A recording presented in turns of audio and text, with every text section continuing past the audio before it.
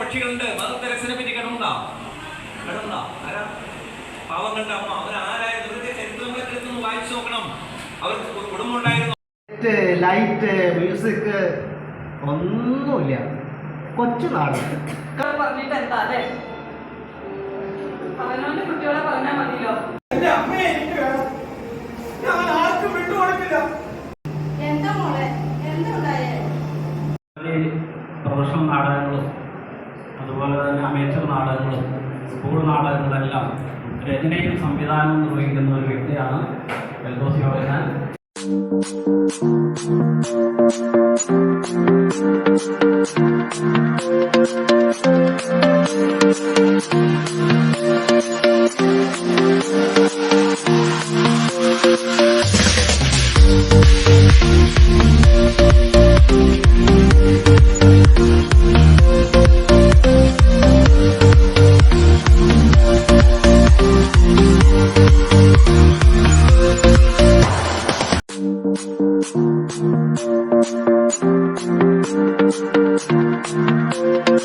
Thank you.